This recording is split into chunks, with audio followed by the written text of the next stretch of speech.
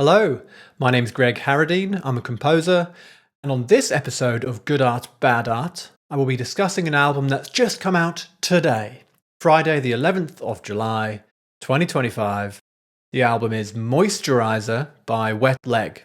So, over the next 8 minutes, I'll be sharing my off the cuff thoughts, one take. Yeah, I'm not retaking this, so who knows what will happen. And I'll share my thoughts. Please let me know yours. I've listened to the album several times. First, I listened to it with my 16-month-old daughter Nina at 5:30 a.m. when she woke up. She seemed to like it.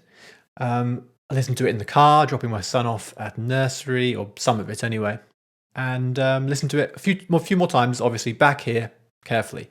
People seem to love it. Yeah, it's got good critical reviews so far, and fans seem to love it. What do I think? I think it's a real mixed bag. Okay, and I'll explain why. And please let me know in the comments if I've got this wrong, or if you think I've got this wrong. My videos are all about asking the question, is a piece of music an example of good art or not, right? And I don't really think this album is in the category of art, or if it is, it's not very successful. I think it's pretty decent entertainment. And there could be a big debate over what is art, what's entertainment. That can all get a bit messy. I'm not going to go into it really. But yeah, it's mixed. So it's their second album, yeah, after their very successful debut in 2022. I feel that some of the tracks are pretty fun and catchy, yeah. You know, the opening track, CPR, that's pretty good, like that. Catch These Fists is good. Pokemon, I think, is a standout track. But it is all a bit derivative, isn't it? You know, they're going for this aesthetic. Their thing is kind of late 90s, early 2000s kind of vibe, right? We're talking indie rock, alt rock, lots of pop culture references from that era. Whether they're mentioning, the Demon Headmaster, right? Which was 1996 to 1998. Pokemon itself, well, the series came out in 1997. Davina McCall, right? Big Brother. She was on from 2000 to 2010. All these pop culture references and the musical references, it's very much like Kings of Leon inspired, The Strokes, Franz Ferdinand, early 2000s kind of stuff. And yeah, some of it's fine, but kind of why? Why are we going back to this sound world? And because they want to, right? That's their aesthetic. That's what they do. And that's fine.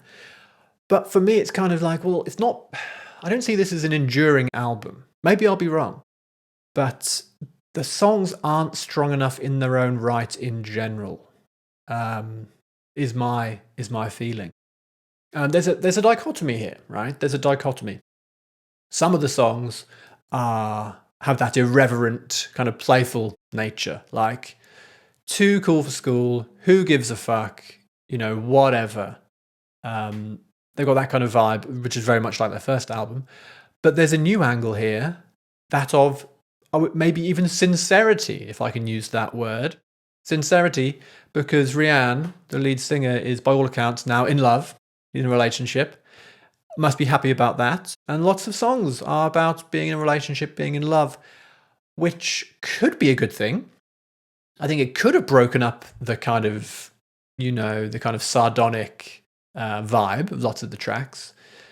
But the lovey-dovey songs, they're okay, sort of, but they're just a bit cliche, aren't they? The lyrics are pretty awful sometimes, lyrics like, you know that I would do anything for you. I mean, it doesn't get much more banal than that, does it? It's like a dream come true. Every day is spent trying to say something to make you smile. Oh, I mean, it's sweet, and I'm very happy for her. But there are more interesting ways to write songs about love, if you want to do that. And then on the other side of it, there's the sardonic, irreverent, kind of fuck you type songs like Pillow Talk, the kind of more adolescent type angle. Which again, if you're going to go for that vibe, the songs have to be fucking good, like Chaise Longue, right? Their hit from their first album. I'll agree, that was just a great, fun, kind of left field number. Worked. So track 9 on this album, Pillow Talk, yeah, you know, it's got a kind of adolescent vibe with lines like I can make you beg, can make you wet like an aquarium. Yeah. Or, the main hook, every night I hold my pillow, I wish I was holding you. Ah, every night I kiss my pillow, I wish I was kissing you. Okay. Every night I lick my pillow, I wish I was licking you. And inevitably, we knew it was coming. Every night I fuck my pillow, I wish I was fucking you. It's just a bit, I mean, come on. Really? I don't know if it works. Like I said, if you're going to be adolescent, it's got to really work, right? And it's just, I feel like we've had this now. We've done this. Songs like this have been around. Let's move on. If you're going to be provocative, be more provocative. Yeah? Like take a song like Rape Me by Nirvana. Now that's more provocative and that's a brilliant song. Anyway, yes. So not sure about the lyrics. The band. So yes, obviously it's we've got Rianne and Hester. Yeah. And they're both, don't get me wrong, they're both very talented. Yeah. And some of the songs are quite decent. But the band, the three guys in the band, they're a bit forgettable. I'm listening to the drums, the bass, and the guitars. I know Hester plays guitar too, or so does Rianne. But yeah, there's a few lots of riffs, but it's all just a little bit forgettable because I think their whole aesthetic is, we don't try hard. Like we don't want our songs to sound like we're trying hard here. We're too cool to try hard. So let's just, do our thing, chill out about it. So mostly the music's the band, the sound of the instruments. I'm not really getting anything enduring and memorable there. Rianne's voice is very good. It is very good. I like her voice. She has lots of different modes. She has her talking mode, right? She has quite beautiful song vocals.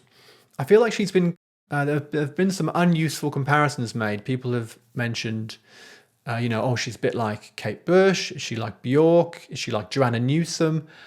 But these comparisons don't work because she's nowhere near as good as them. Yeah, these are all vocalists with unique voices. Once in a blue moon, unique voices, which are incredible.